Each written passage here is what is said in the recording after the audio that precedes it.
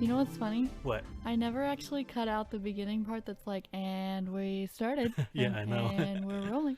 So I think that's how we're going to start every episode, since we don't actually know how to start an episode.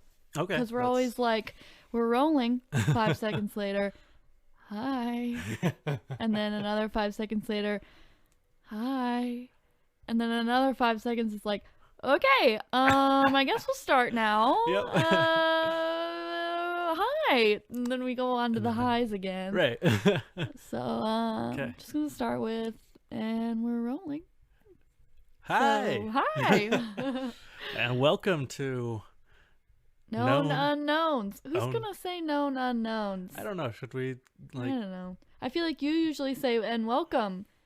Yeah. And I say, to known unknowns, an awkward beat later. Mm-hmm. I'm Carly. And I'm Harry.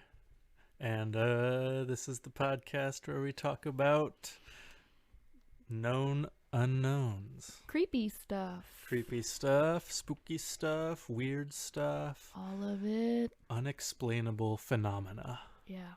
That.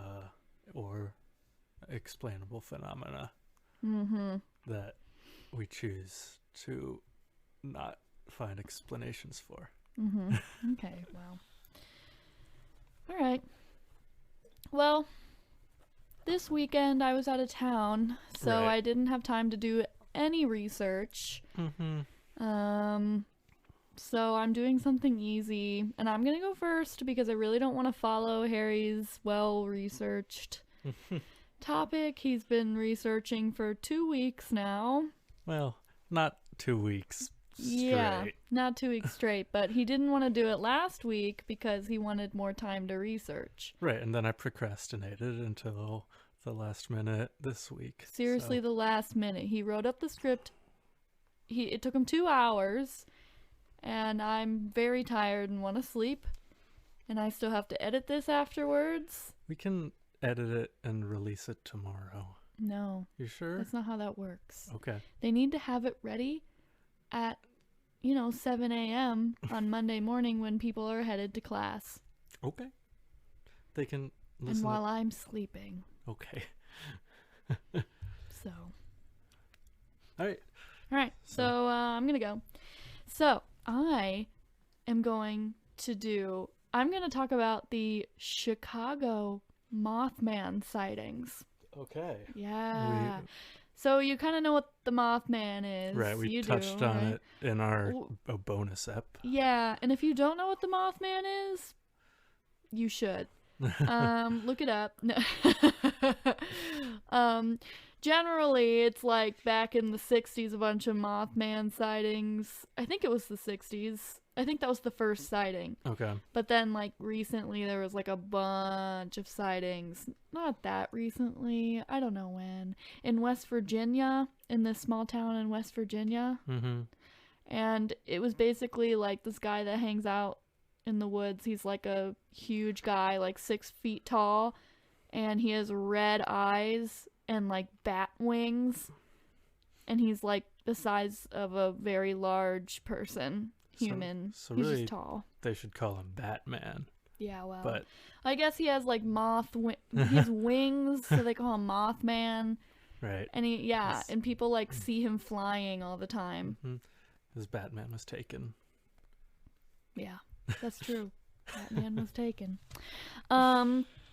So, if you guys haven't heard, there's been a lot of Chicago Mothman sightings. Oh. It hit its peak in 2017.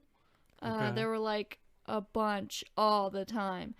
And then there's been a lot very recently. Yeah. So I'm just going to read some stories from phantomsandmonsters.com. This guy named Lon Strickler.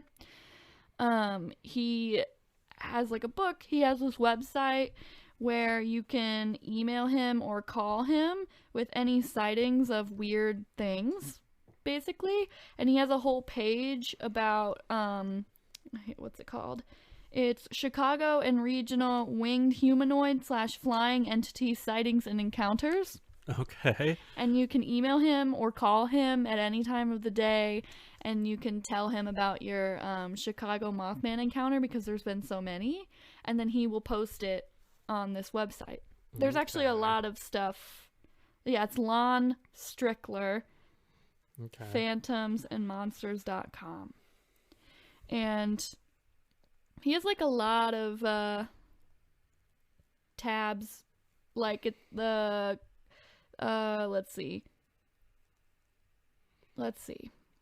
Todd C's investigation ongoing.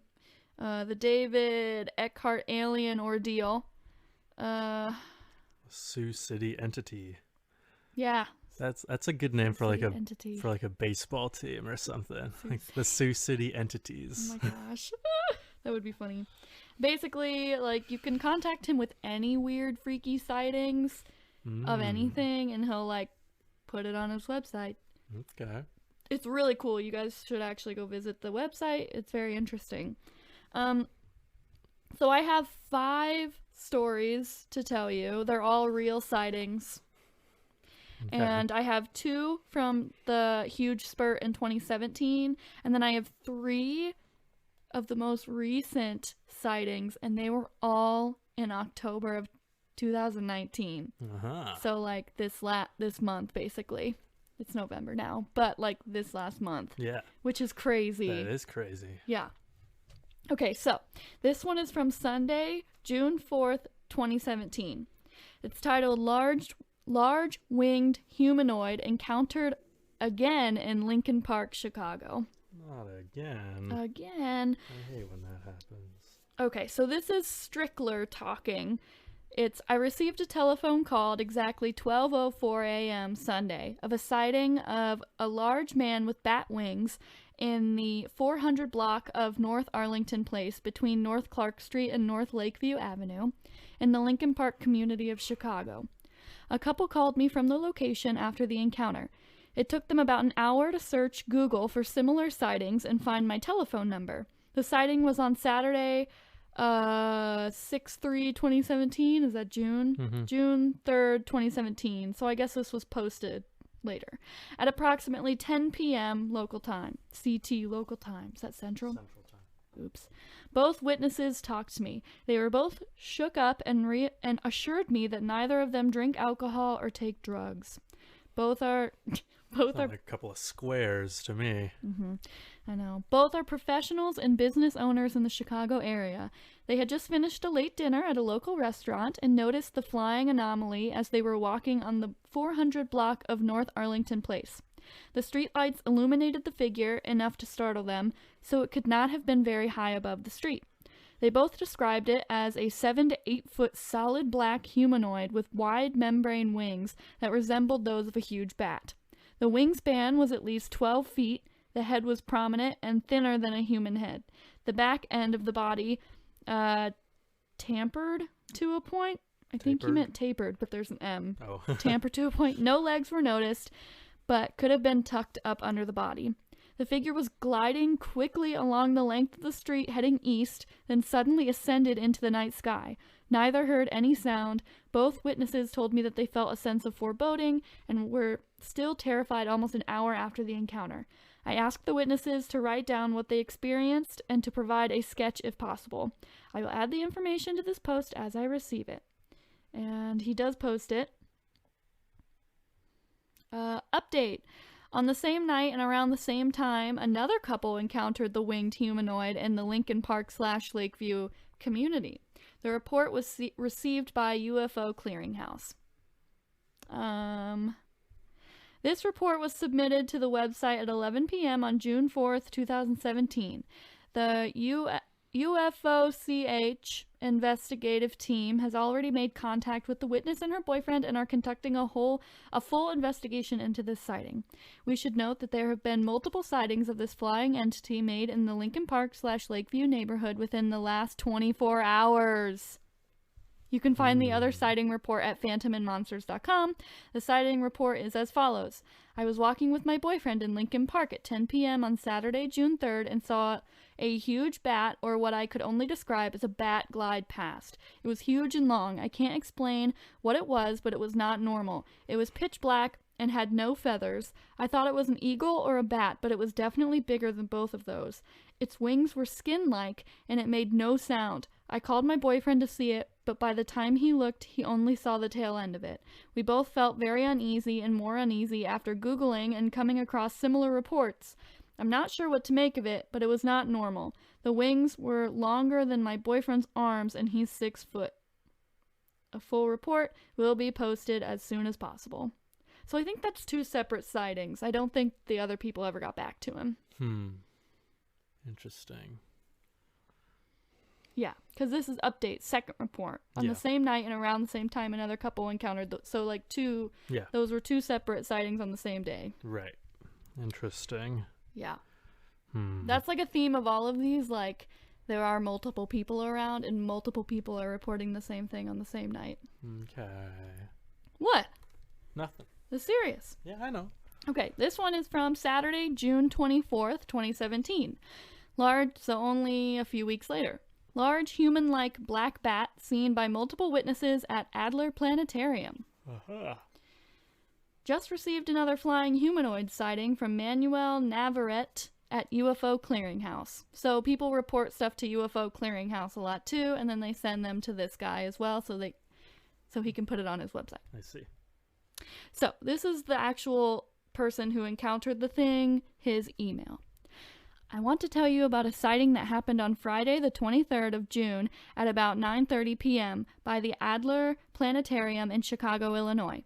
My girlfriend and I are spending the weekend in Chicago, and we took a walk around the Adler and Shed Aquarium so she could try to get some more Pokemon. We were spending our anniversary together downtown and wanted to visit the museum campus. We were at the back side of the Adler Planetarium and had walked along the path toward the food court. We ordered some food and sat down when there was commotion and a bunch of people were shouting and pointing at the sky. We both got up and went to look what was going on and saw a large black bat-like creature headed away from us. When we asked people what they had seen, we were told that they had seen a large bat. Everyone described it as a large bat-like creature that also had human-like features. What we saw was flying away from us, but supported what everyone else had been looking at. What we saw was flying away from us, but supported what everyone else had seen as looking like a large bat. We hung around for about 30 minutes after that, looking up at the sky, as was everybody else. No one saw or heard anything for the remainder of the time that we were there. There was the feeling of uneasiness amongst the people who were there, and many shortly departed right before we did. Note. So this is a note from Strickler. Strickler writes a note at the end of every post to, like, kind of update you on what's been happening. Right. Note. Well, this is the 3rd sighting reported in 2 days. Stay tuned. Okay. So that's that one. Interesting. Yeah. So now we're going to get into the recent ones, which is creepy to me. Yeah. So he's moved to the suburbs. Oh, really? Yes. Thursday, October 10th, 2019. Rosemont, Illinois, winged humanoid witness comes forward. He decided it was time to settle down. Yeah. Pretty much. This is a follow-up. So this is Strickler talking. This is a follow-up to possible Chicago Moth Man recently observed in Rosemont, Illinois. The witness eventually contacted me by email and by telephone. He was very wary after filing his initial report with the MUFON, then having an undesirable discussion with the field investigator. He then searched Google and found my contact information. After gaining the witness's trust, we eventually communicated freely.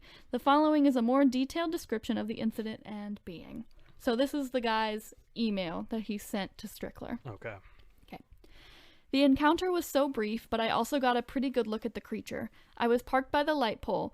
It allows me to park a little more off the road. I was fumbling around with some charging cables that led to the back seat of the car for my passengers to use while in the car. He was like a rideshare person.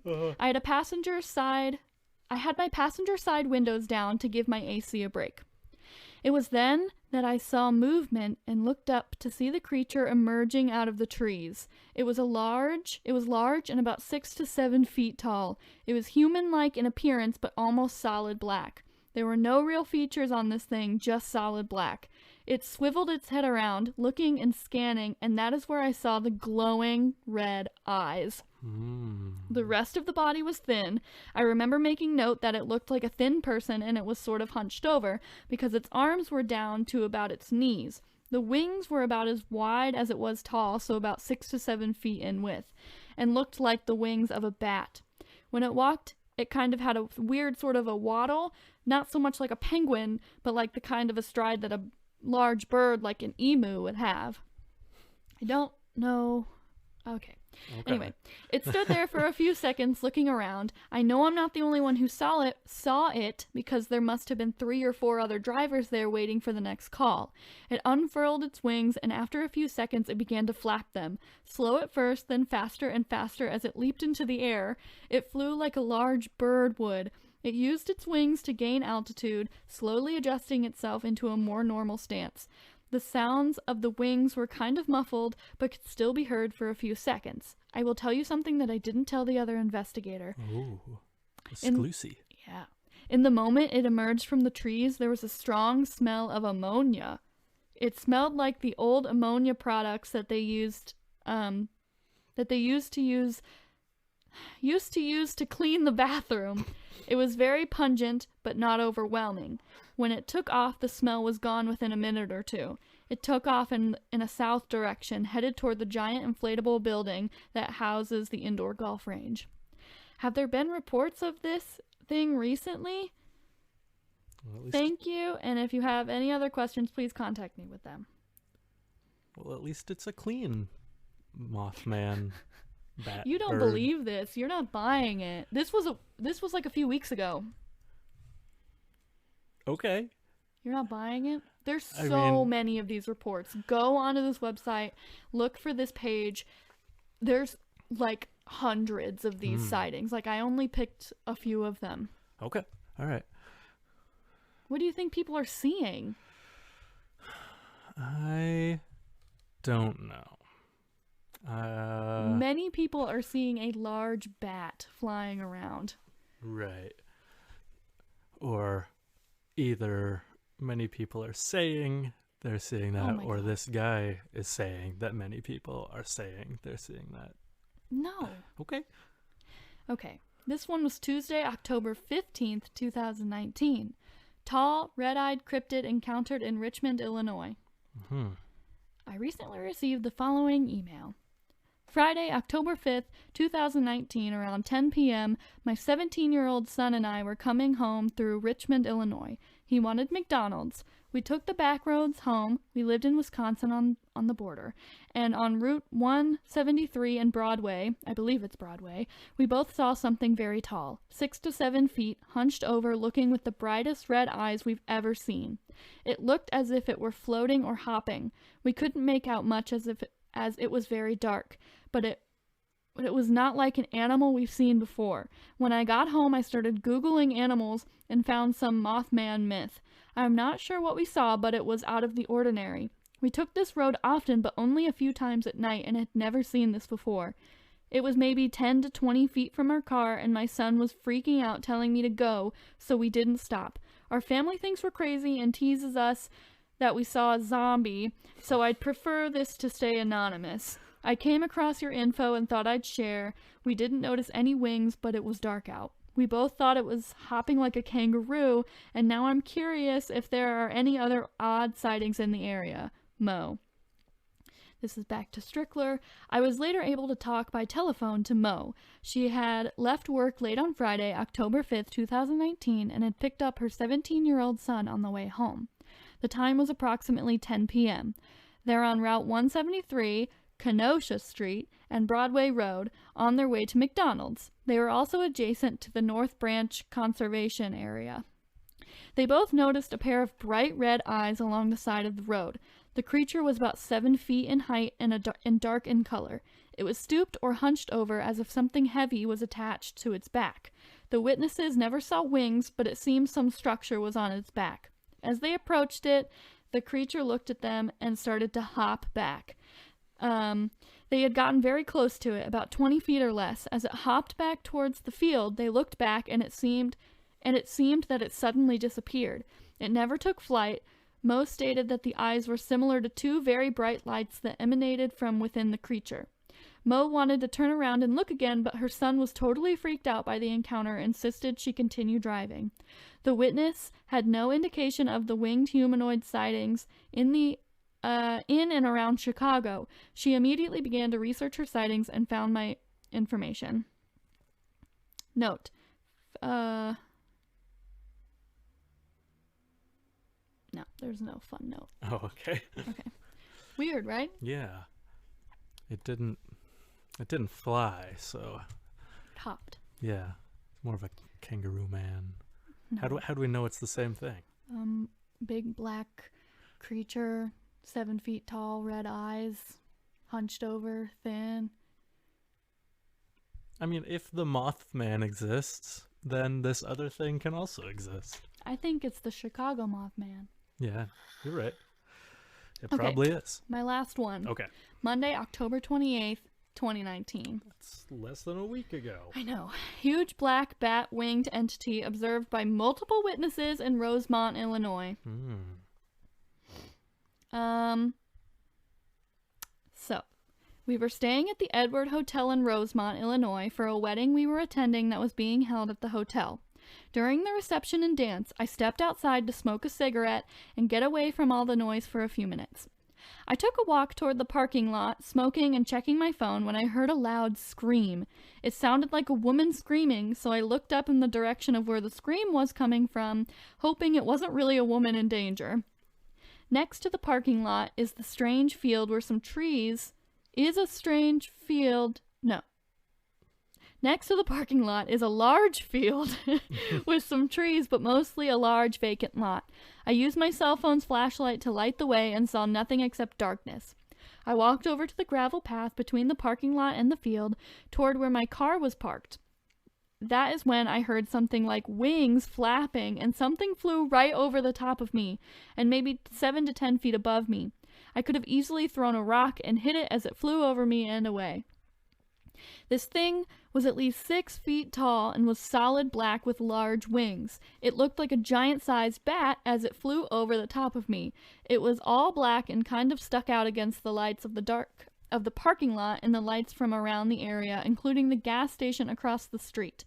3 other people saw it as well, including a couple who were walking across the parking lot as I heard them exclaiming about it. It flew toward the expressway and the BP gas station. This whole time it was screeching loud and flapping its wings hard like it was trying to gain height. When I lost sight of it, it was about the height of the billboard across the street, still shrieking away. Now, I know I had been drinking during the wedding and was a little buzzed when I walked outside, but I was as sober as a judge after seeing this thing. It was unnatural and was pretty much the scariest thing I ever did see, but I know for a fact that I saw it and those other people saw it. Investigator notes. I spoke to the witness over the weekend over the phone. The witness states that he and his girlfriend were attending a mutual friend's wedding reception when he decided to step outside and smoke a cigarette. He stated when he first heard the screaming, it sounded almost like a woman in distress, which made him look around to see if anyone needed help. He stated that as he walked around the gravel path, smoking and looking around, and that is where he heard the sound of flapping. The witness said it sounded like when geese flap their wings, only louder and deeper. It was then that he saw the entity fly over his head at a height of about 7 feet over his head. He said the creature was solid black, but still reflected light from the street lamps in the parking lot and the surrounding area. He stated that it looked like a giant bat, stating that there was no other way to describe what it looked like. When asked if he saw any red eyes or other distinguishing features, the witness stated that he did not. The witness state that it was moving too fast for him to pick out any features other than the general description he gave. He did state that there are at least 3 other witnesses who saw the entity when it overflew the parking lot, but did not talk to them. The witness did state that he had been drinking alcohol during the reception, but that he was not impaired in any way, and that he could not have misidentified anything else that might have been in the area. The witness stated that he has heard geese, and the sound the entity was making was completely different than the honking made by geese. I asked him to please describe the sound, and he said it was a cross between a woman screaming and an animal growling. When asked what kind of animal, he stated it sounded like a mountain lion. The witness did not say that the creature did gain altitude. The witness did say that the creature did gain altitude very quickly, and when it faded out of sight, it was over the nearby expressway and about the height of the billboard it had passed. The entity was still making the screeching noise and could still be heard as it went out of sight. When asked about flight characteristics, the witness did add that the creature had 2 short legs that it kept then straight behind him as he was in flight, therefore making it look like a bat in flight. When asked what he did after the sighting, he said he went back inside and told his girlfriend, who dismissed it as him seeing a crane or another large bird. They rejoined the reception, and the rest of the night was uneventful. When asked if he had tried to take a video or a picture, the witness said that he was in shock and that he did not reach for his phone. Note: the previous sighting report can be found at Rosemont, Illinois. Okay, yeah, we know that. Anything else? There's like pictures. Pictures of the area. Yeah, pictures of the area where it was. He always adds pictures and like a map of where it is. Interesting. So that's what I got. Okay. Isn't that weird? Yeah, it is weird. I think it's creepy. Yeah. And I think there's something if there's hundreds of sightings in the same area, some on the same night, and basically all the same description. Sometimes people describe it as a large owl, like a 7-foot owl. Like owl wings, but like kind of like a humanish body. Yeah. I think that's way cooler. If it was like a giant owl, I would much rather have that than a man bat. A man bat. Man bat. I think it's weird. Yeah, it is weird. I think that's super creepy. I don't believe in it, but I like that it's. What do you think people are seeing? I don't know. That doesn't make any sense. Okay, never mind. What? Oh, I just don't understand how you can dismiss those all the sightings. Because it just doesn't fit into the way that I understand the world as working. Oh my gosh. I know. I'm sorry. Okay. All right, well, moving on. All right. Well, it is cool though. It's interesting. I like it. Yeah. No, it's weird. It kind of freaks me out. I want to see it. Yeah, it's weird. I'd like to see it. You wouldn't believe it. You'd be like, it was a big bird. Well, probably, because that's probably what it was. Yeah, you'd think I was crazy. I mean, no. Yes. All right. Moving on. Moving on. To something that I do believe in. Oh my gosh. What? Nothing. Anyway, okay, so this is I don't know, might seem a little different than I don't know. Well, it's definitely in a different mode than what we just talked about. Good. And I don't know, than most of the other stuff we've talked about on this podcast. But it is a conspiracy theory, and one that I do believe in. It doesn't have any supernatural elements, and it's on a much smaller scale. Mine didn't have any supernatural elements to it. What? The Moth Man? The Moth Man. It's the creature. Mine's not about that kind of thing, and it's on a much smaller scale and lower stakes than like birds aren't real. But okay, what is it? Well, it's a fascinating story about gambling, drugs, crooked cops, corporate corruption, racism, baseball, basketball, and a little man I like to call. Well, he's not a very large man named Michael Jordan. Ooh. Yeah, I first heard about this theory on a very good podcast called Dunktown. That is a good podcast for new or old basketball fans who are interested in learning about less about like stats and strategic stuff and more about all the cool storylines that go on and about who's got the best shoes and stuff like that. Anyway, Who's got the best butt? Cutest butts, Cutest butts. cutest cuties and all that kind of thing. Anyway, okay, so I'm gonna start this story in 1988. That year was a turning point for the Chicago Bulls and Michael Jordan. He was finishing up his fourth season with the team, putting on a performance that hinted at the great things to come over the rest of his career. The team finished the 1987-88 regular season with a winning record for the first time in 7 years.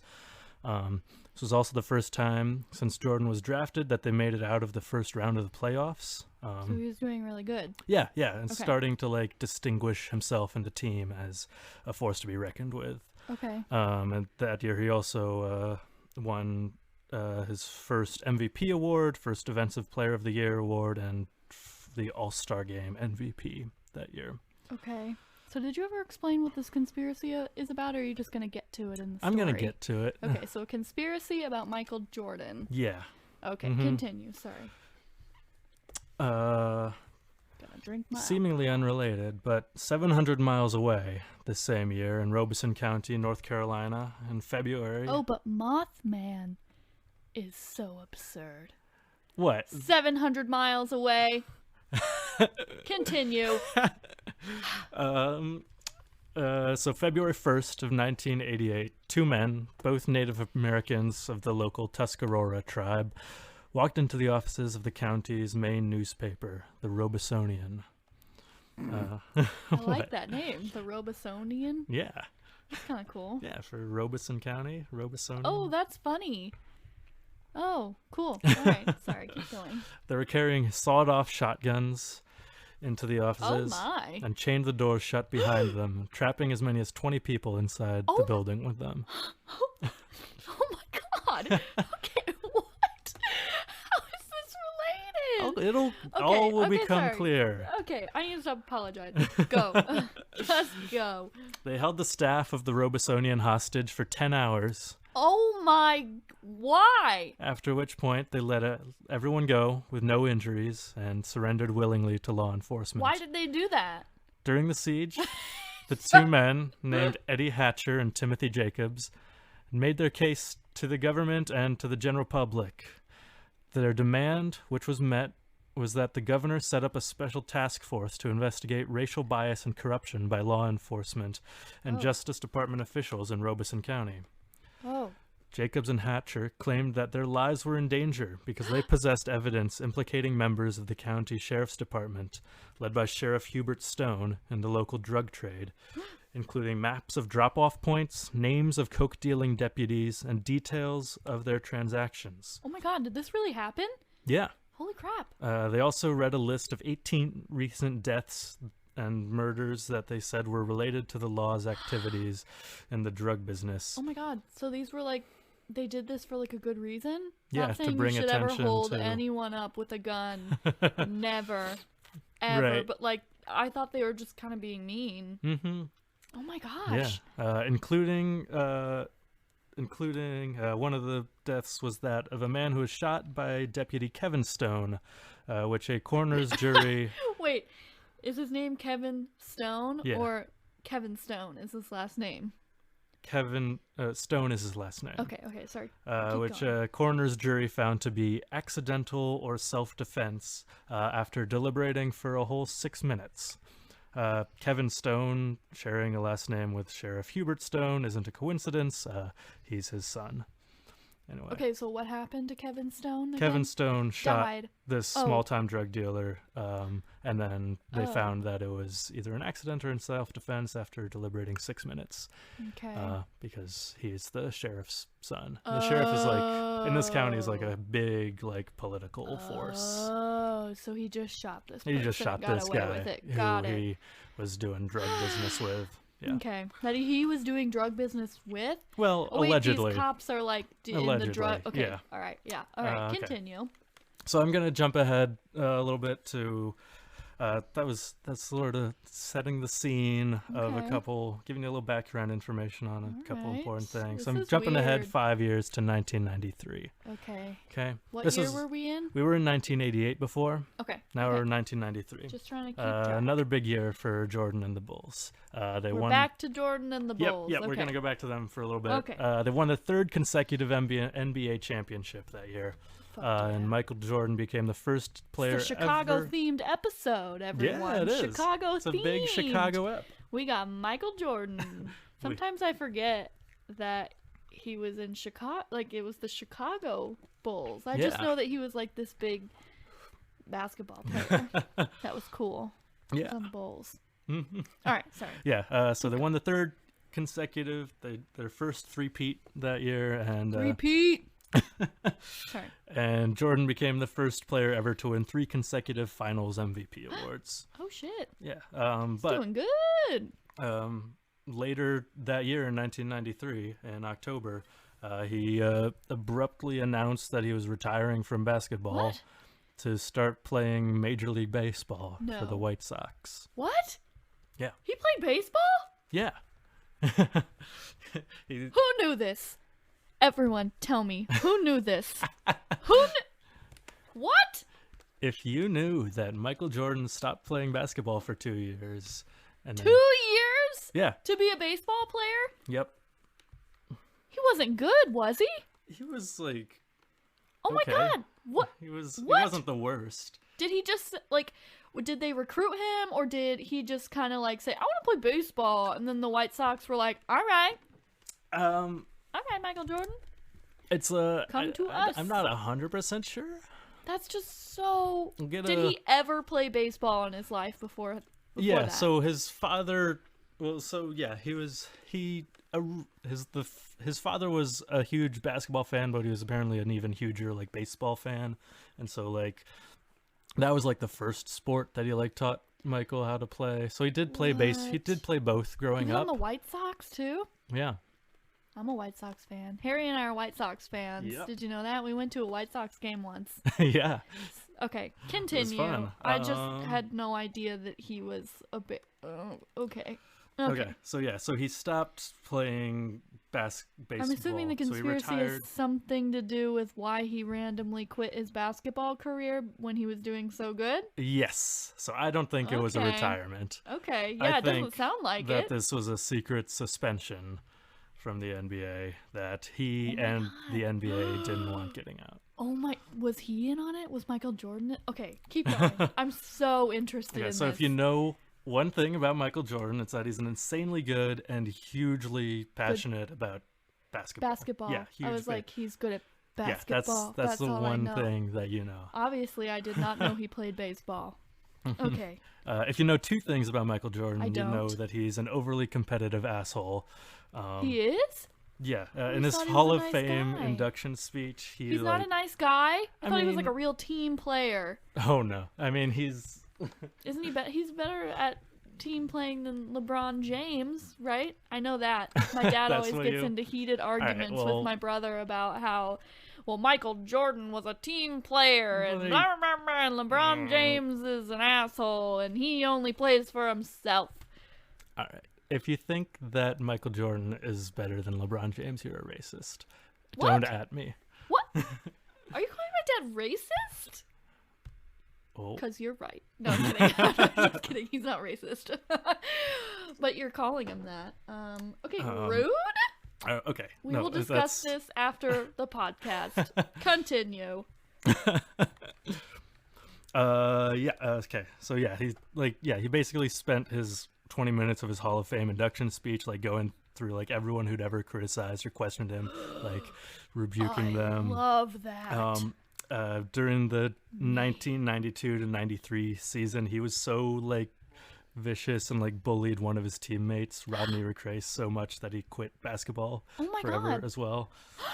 He like worked the team like super hard and would scream at people like, "You're a loser! Like work harder! You're a loser and you're always gonna be a loser." Oh my God, I did not know this. I thought he was like a nice guy.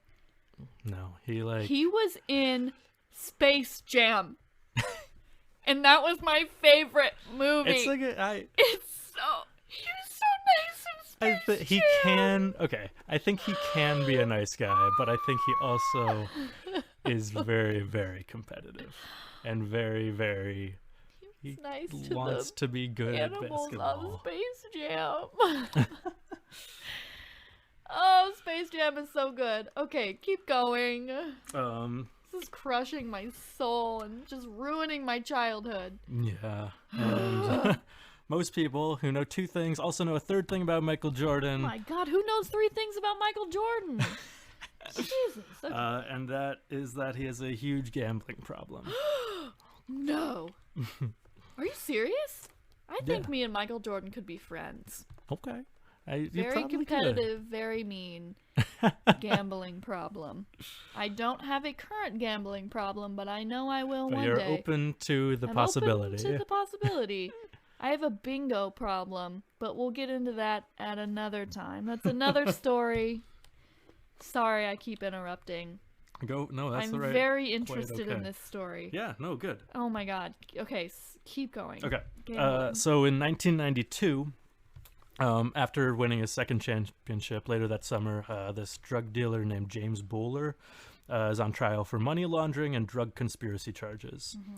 So one piece of evidence that came up during the trial, I said evidence, like an idiot,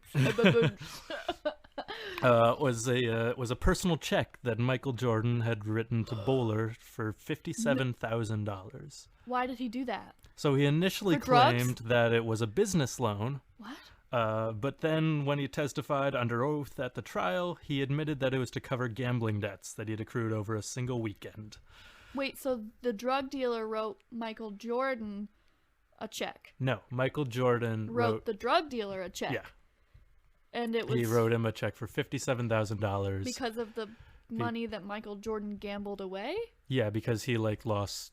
'Cause he I think it was used a his combination of they were betting on golf games against each other, and also it was money that Jordan like they were gambling together. Yeah, Jordan he owed him. He 'cause owed him lost. because yeah. So he's a big But- gambler, but he's also not a very good gambler apparently. But not for drugs. Apparently not. Okay. Just for So just gambling. yeah because probably. yeah All right. $57,000 worth straight. of gambling losses. Holy shit. You know, if I was rich, I'd gamble, so I don't judge. Yeah. Then during the '93 playoffs, in the early morning hours, the same day of Game 2 of the Eastern Conference Finals, Jordan is spotted gambling at a casino in Atlantic City. So at 2:30 or 3 or 4 in the morning, Michael Jordan is seen the same day Is as a this when game. he's a basketball player or a baseball player? Basketball player. He right before, the He quit. night before. No, this is. Oh. We're wait, about to get to no. something juicy. Continue. Yeah, so Okay. they see him gambling, not sleeping, and doing healthy stuff like he should be. Okay. Right before a big basketball game. Right before a big basketball game? Okay, so it's Okay. the night before. It's the Eastern Conference Finals. So basically game 2 of the semifinals. Oh no. So late the night before game 2. Okay. And then just a few days later, a book comes out titled "Michael and Me: Our Addiction, My Cry for Help," written by Richard Esquinas or Esquinas. The next day? No, it's about a week later or a few days later. Oh my God. Was Michael Jordan involved with this book? Well, I mean, it's written by a friend of his, called. I mean, the book is called "Michael and Me: Our Addiction, My Cry for Help." Oh, okay. In the book, Esquinas says that at one point in 1991, Jordan was in debt to him for $1.25 million for their gambling debts. $1.25 million. Wow. Not a good gambler, Jordan. Yeah. So things aren't going good for him. Got it. Okay. Okay. So a little bit later that summer, on the night of July of 1993, something else happens. Oh no. So I'm gonna tell the official story first. Okay. So on the night of July 23rd, 1993, James Jordan, Michael Jordan's father, is driving home from a funeral, driving along U.S. Route 74. While passing through Robeson County, North Carolina, he gets tired and pulls over on the side of the road to take a nap. What?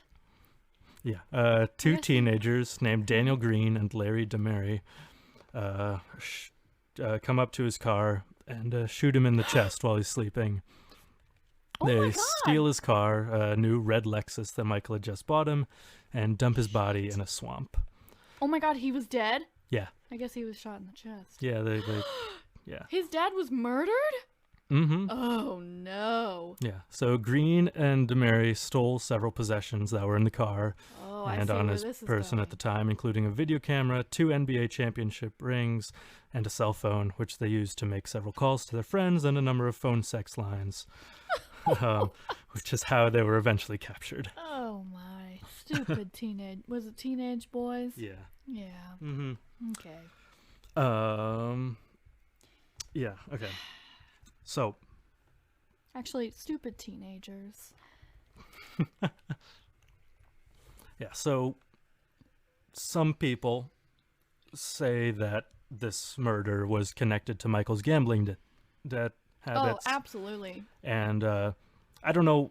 I can't say for sure that that's a fact. But I am skeptical of this official story. Yeah. For several reasons. So to start with, the spot where he pulled over to sleep was just like 200 yards past an exit to where there was a Quality Inn, where he could have easily checked in there to sleep for the night if he'd wanted to. He didn't What have if to. he didn't have money? I mean, he's Michael Jordan's dad, and he has a new. I don't Well, think that.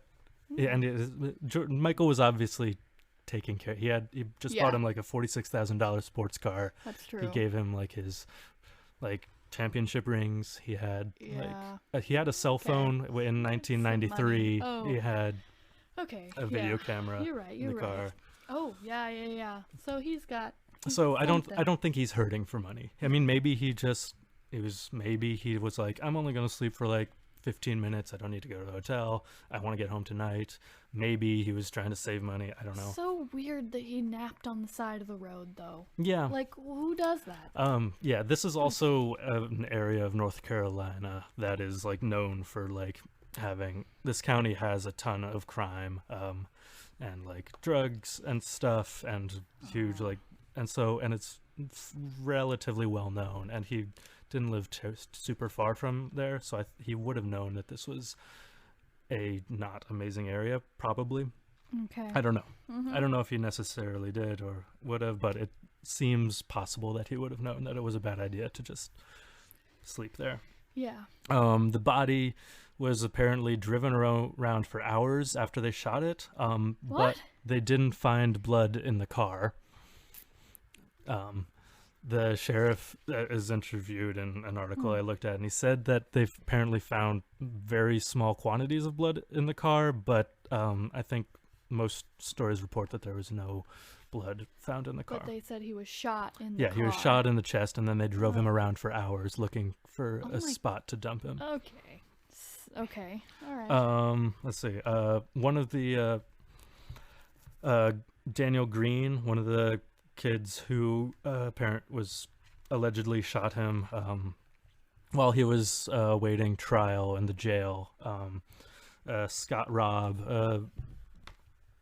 a writer for GQ, was doing a story on the county and the trial and stuff, and he was going to interview Green. But the day that he came to the jail, Green backed out of it, saying that he'd been threatened not to do an interview or have his picture taken, and that someone had broken into his house. Oh my gosh. And not like taken anything valuable. They'd broken into a house, and someone had got him a message in the jail that he shouldn't do an interview or have his photo taken. Oh my. Oh. A convenience store clerk and a bread truck driver both said that they saw James Jordan, Daniel Green, and Larry DeMary on either the 26th or the 27th, 3 or 4 days after he was supposedly murdered. No. What? Mm-hmm. So after he was... So the three of, like, the two suspects... Yeah, and the two suspected murderers and the guy that they murdered were seen together a couple days afterwards by a few people? But yeah, like 3 or 4 days after they supposedly murdered him. What? And James Jordan's wife said that she spoke with him on the phone on the 26th. No. The day after? 3 days after. It was either the same day that they saw him at the convenience store or the day before. Oh my god. She didn't know where he was calling from, but that he seemed like he was fine and Holy safe. Fuck. What? Yeah, and other witnesses who apparently the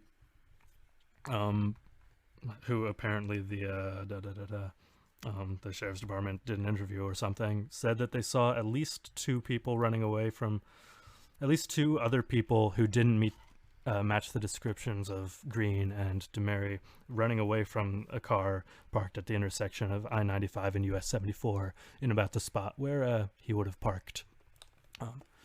So people saw other people at that location on the night, or that it supposedly happened, around the car. Okay. So, yeah. So add that on top of what we know about, like what I mentioned, the story that I told up in the front of the story in 1988 about the corruption and stuff going on in this county. Yeah. The sheriff is also super racist. Sheriff so they Hubert don't think Stone. he's dead? No, he is dead. They found his body and identified it. They found it in the swamp and stuff. Oh. Mm-hmm. But. Well, oh, that's so okay. Yeah. That's so there's so all. weird. But so there's he all didn't that. die that night. Most likely. Who knows? Okay. I mean, all right. Weird. Officially. Officially. Yeah, Green and DeMary are both like serving time for it.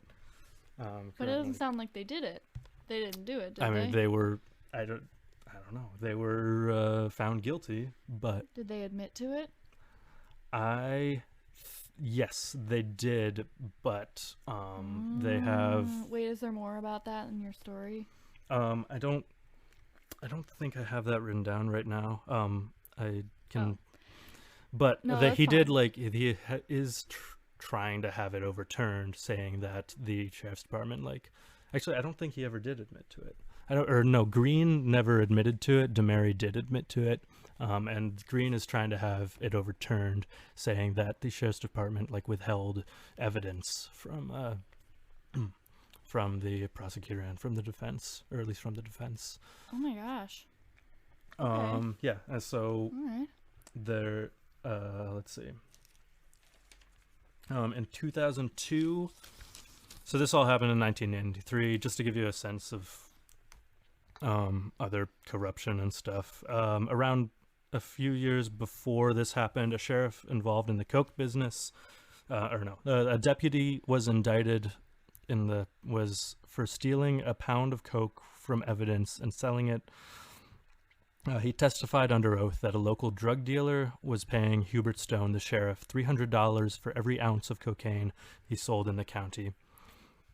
Okay. So this, and in 2002, the state began Operation Tarnished Badge, in which 22 lawmen were charged with crimes, including former Sheriff Glenn Maynor, who succeeded Hubert Stone as the sheriff of this county. Okay. So it's a county like plagued with corruption, and also this sheriff happens to be super racist. Some of the things he said in this interview with Scott Robb in 1994, about a year after this happened, he says most of the drug dealers that are arrested are one race, Indian. The blacks are on crack. Most of the Indians stay on coke. Anytime you look down the street and you see a black and an Indian guy, you've got crime. You know you're not supposed to look at things like that, but that's the way it is. So Daniel Green is black, and Larry DeMary is Native American. Oh, So no. I think that you could look at this as he's trying to stitch up this thing quickly and without too much fuss, and he found a black guy and a Native American guy to pin it on. Oh my gosh. And so we don't know, and probably never will know exactly what happened or why, and why James Jordan was murdered. Okay.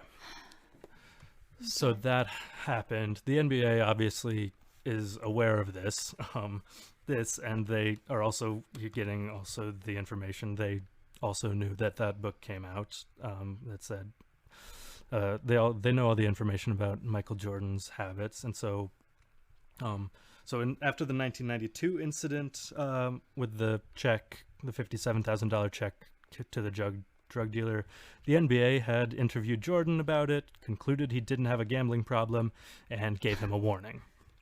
Okay. Now, it was clear that things were escalating, or that he did indeed probably have a gambling problem. So in August of 1993, the NBA launched an investigation into Jordan's gambling. On October 9th, the New York Times reported that the league had finished its investigation and cleared Jordan of all wrongdoing. 3 days earlier, on October 6th, Michael Jordan had announced his retirement. At that press conference where he's quoted as saying, 5 years down the road, if the urge comes back, if the Bulls will have me, if David Stern lets me back in the league, I may come back. David Stern was the commissioner of the NBA at the time, the guy who would likely have final say over what happens to their hugest star if he has a gambling problem. And so at the time, this theory was going so he around. Got kicked off. So for his gambling that's problem. the theory. That's the that theory. The NBA didn't want it getting out that one of their main stars had a huge gambling problem. That's it. Was That's potentially the conspiracy. Yeah, and that Michael Jordan's father was murdered because of his gambling problem as well. Yeah. Well, yeah, he probably was. Yeah. And yeah, he was definitely kicked off for his gambling problem. Right, but officially he wasn't. Okay. He officially just retired of his own volition To go play baseball. That doesn't make any sense. So they had him with his gambling problem. So the baseball team allowed well, it. they didn't. I mean, the NBA found that he didn't have a problem. He didn't do anything wrong. Okay. Oh yeah, they were like, oh, he didn't have a problem. Yeah, and then he quits like 3 days later. Yeah, or no, he retires 3 days before the NBA drops its investigation. Okay. So on October 6th, he retires, and then 3 days later, the NBA is like, yep, he didn't do anything wrong. Okay. Yeah. Sketchy. So, yeah, even at the time this was going around,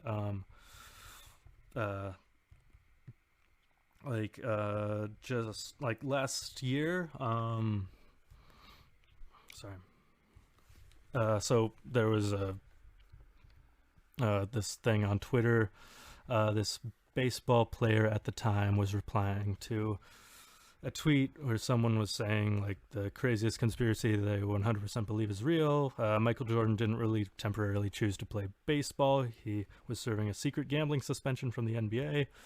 And then this baseball player who was also playing at the time named Corey Koski and said, absolutely, we played him that year in spring training, and that is what every player was saying. So, like, it was like within Major League Baseball, everyone was saying he's just here because the NBA doesn't want him betting on games and shaving points and stuff. Oh my god. So it's sort of funny. It's a technically unwritten rule that if you're a professional athlete, you don't bet on sports. And when he was betting on sports? Well, the Aquinas guy who wrote the book about him, he says that the NBA interviewed him, and he he told them that he overheard a phone call with Michael that Michael was on, saying to somebody over the phone, like, so the spread is 7 points or something. He was clearly talking to somebody about placing a bet on some sporting event. Okay. Whether it was basketball or not, or whether it was a game that he played in or not. Oh, shoot. Is kind of up in the air. Okay. That's not confirmed because he didn't hear the other side of the phone call. Right. My gosh. But so that is my conspiracy theory that I. That's it?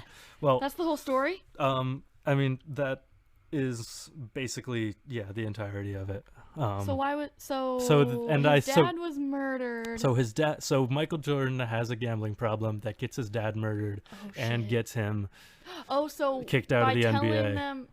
So by saying that these two random guys killed his dad was a cover-up for his gambling problem. Yeah. The conspiracy is that he was killed because of his gambling problem. That makes total sense. And then him playing baseball for 2 years is also like, oh, we don't want you in the NBA because you have a gambling problem, so go play baseball for 2 years. It's like you're a huge star.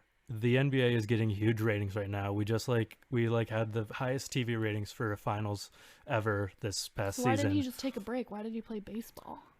Well, because I think that it would be that would be even weirder, I think. For him to just take a break? Because he is like, I mean, he's known as No, I think it's weird that he went to play baseball for 2 years. What the fuck? I don't know. That's weird. It is weird. It is so weird. But I think like he's known as to be like a super competitive person. So I think if him just like stepping away from basketball and like doing nothing for 2 years is not a good idea, or would look, I think, even weirder. Also I think they want him. You play a lot more baseball games in a season than you do. You play twice as many baseball games in a season than you do NBA games, so maybe they're hoping he won't have time to gamble. Did he get better? I don't know. He still gambles a lot. He still gambles a lot? But I think it was just, they're like, okay, we know you're gambling. We know maybe you're betting. Murdered you just because of your gambling problem. Yeah, we can't do nothing about this. You need to step away for a little while and clean up your act. We won't suspend you because that looks bad for both of us. Right. So you just do something else. You retire for a little while. Go play baseball. It was your dad's favorite sport. And oh my gosh, I want to look more into his dad's death. Yeah, it's an interesting. Can we do an episode on that? Is there a lot more to that story? Can we do an episode on that too? I got so into researching the corruption of Robeson County, North Carolina at this time. I'm gonna. You should talk about that. Yeah, the corruption of. Yeah. Mm-hmm. Yeah. In the episode description, I'll put a link. And so, are you saying that they were so corrupt that they were definitely in on covering up why his dad died? I think that is a probability. Right. So I think it's either it's just a happy coincidence that they were so corrupt and that they just wanted to stitch up this high profile crime immediately, and so they were happy to blame. So do you think the people who were convicted, do you think they did it? I don't know. If they did it, they didn't just do it because they wanted to. They didn't just feel like shooting a guy and stealing his car. Yeah. If they're the ones who pulled the trigger. Shoot, that's so crazy because people saw him later. I also think weird. that I'm confused and just want to know more. Mm-hmm. Yeah, I'll put a link to this story from It was originally published in 1994 in GQ. It's really interesting. By Scott Robb. It's on Deadspin now. Not that I want to like give the current Deadspin owners any ad revenue, but that's the only place you can find this story.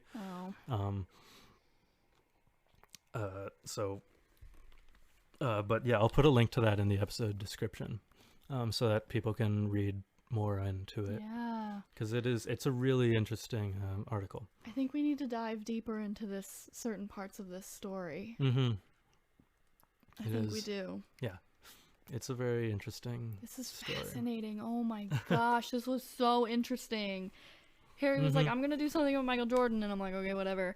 And then he was like, "Actually, this is really like, there's so much to it. I need an extra week." And I was like, "Okay, whatever." and then he was like, "All right, it's taken me 3 hours to write this out." And I was like, "Okay, this better be some good ass content." And then I got this, and I'm not disappointed. Okay, good. Wow, this is so fast. See, that's why I did not want to follow this. That's why I was like, I'm going first with my very not researched thing. I did it like an hour before we started recording. I found those links. Right. Yeah. So this is also this is a year after the 1992 Olympics, where they had the Dream Team play with like all the first time like NBA stars played in the Olympics. Yeah. So like interest in like NBA basketball was through the roof at the time. They just had like record viewership for the finals.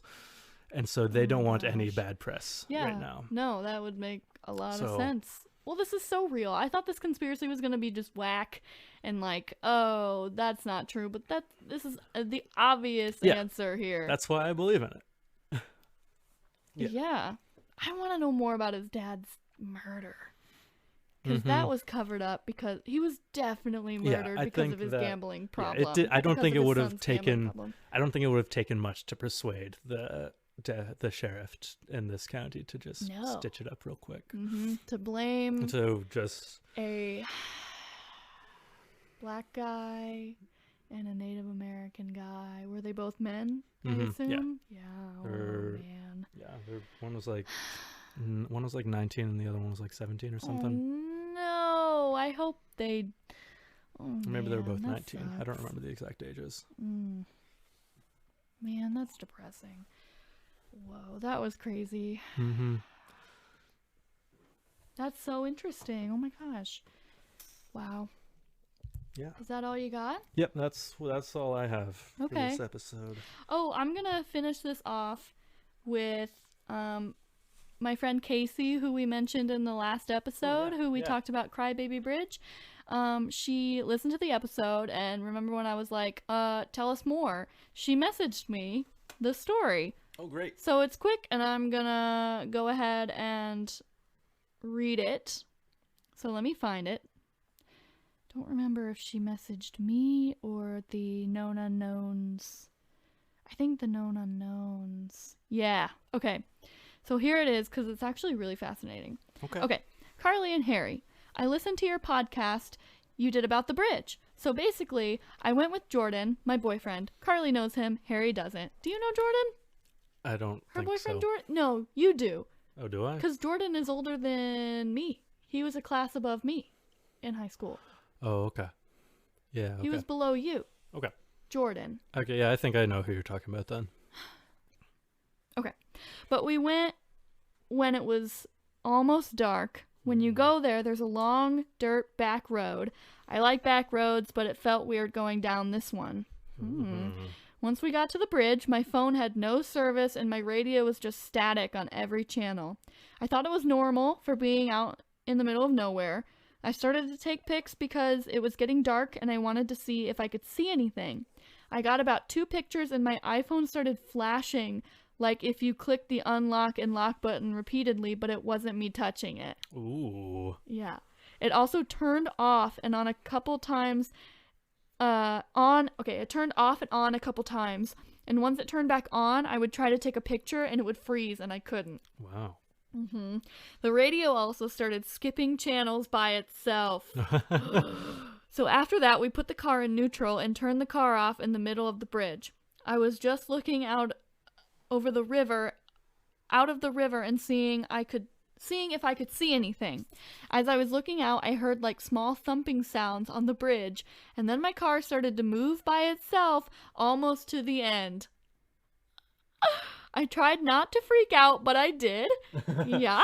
After that, I just wanted to leave because it was too much for me. I've never experienced actual ghost-like things. I also don't believe in religion, but I wasn't sure how I felt about spiritual things because I've never had an experience. Now I do because of this experience. Oh, but after, yeah, I mean, seriously. But cool. Yeah, but after my car moving, I tried to turn my car back on and I freaked out again because it wouldn't turn on. Oh no. It took 3 tries to turn it on and we left. Once we got to civilization, I stopped in a parking lot because I was overwhelmed.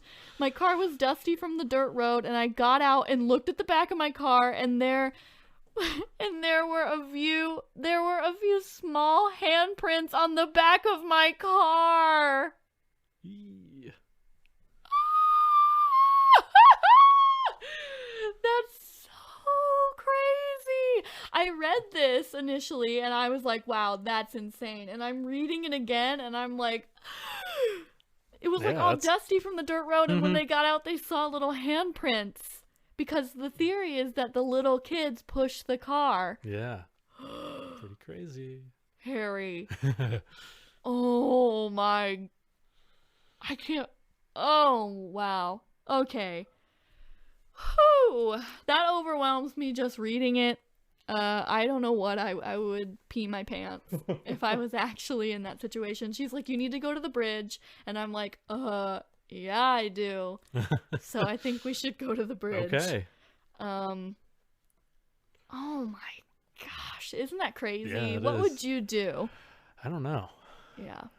You'd find some weird explanation. See, I believe in that kind of stuff. I'm with you, Casey. Oh my gosh, that's so it's scary. A crazy story. You know Jordan. Okay. Okay. We shouldn't have this discussion on this. No one else knows Jordan except for Casey and maybe some other other Delavan people. They all know Jordan. Okay. Yeah. Crazy. So wow. Thank you, Casey, for messaging me that. Thank you for sending that in. That was amazing. Yeah. That was like our first like full like A suggestion, B personal paranormal story, and it was so cool. Yeah, it was cool. Like, I'm so happy about it. Casey. Okay. Do you want to know my theory? Yes. Mm-hmm. It's not child ghosts that push you across the bridge. It's raccoons. It's the raccoons. Yeah. Pushing you up the bridge. Yeah. Casey, what do you think? Casey, do you think it could be little raccoons that you heard thumping and then little raccoon prints? Yeah, little raccoon paws. They look Honestly, like handprints. Oh my god. Thinking about this is so cute. I know. Like just little raccoons pushing the car. I would much rather that were the truth than Oh, me too. child. I mean, I'd still be a little freaked out Yeah, that like little it's a raccoons weird thing, are pushing your car. But it's weird and But cute. how fun. Yeah. It Like, doesn't I'd be like, involve the raccoons are dozens pushing of the car. children dying. Oh my gosh. When we're in Central Illinois next weekend or in 2 weekends for the wedding, we should go. Okay. We'll go. Yeah. Oh my gosh. Oh my gosh. I think we're going to go, you guys. Okay, yeah, if we have time. Yeah. I hope so. I hope. Oh my gosh. That's so cool. I need to go. Okay, I could talk about this for hours, but I can't. So, do you have anything else? No, I don't think so. Cool. Mm-hmm. So that is a wrap on our 4th episode. Yeah. Technically. 4th mainline episode. Yes. Thank you guys all for listening. Mm-hmm. I appreciate all of your support, and I love you all. Also, thank you to the people who reviewed our show on iTunes. Yeah, thanks. So nice. Mm-hmm. Thank you. All 5 stars, too. Like, I didn't ask. If you hate it, go rate it. If you hate it, go rate it. Except, please don't. I don't really Yeah, I mean, if you hate it, can you please just lie and give it 5 stars? Yeah, can you please just lie and give it 5 stars? I will pay people to give it 5 stars. Just kidding. I think that might get us taken off iTunes if we say that. Yeah, okay, never mind. I will not pay you. Wink, wink. But if you send me your address, I might send you something in the mail that's nice. Okay. Like money. But not saying it's money. So, but really, thank you. Yeah, thank you. That's really nice. If you have any ghost stories about encounters and weird things you've experienced, let us know. Or any weird bird really liked the episode. They thought it was really good, and they agreed. They agreed that the abominable snowman would be a really good life partner. Yeah, I agree. Because they're nice and like big and fuzzy and warm. Yeah. Yeah. So thank you, Bird. Thank you, Casey. You guys are the best. Thank you both. Yeah, seriously. All right. Go follow us. Go like our Facebook page. Go rate us on iTunes. Go subscribe. Can you subscribe on Spotify? I don't know. Yeah, follow us on Spotify.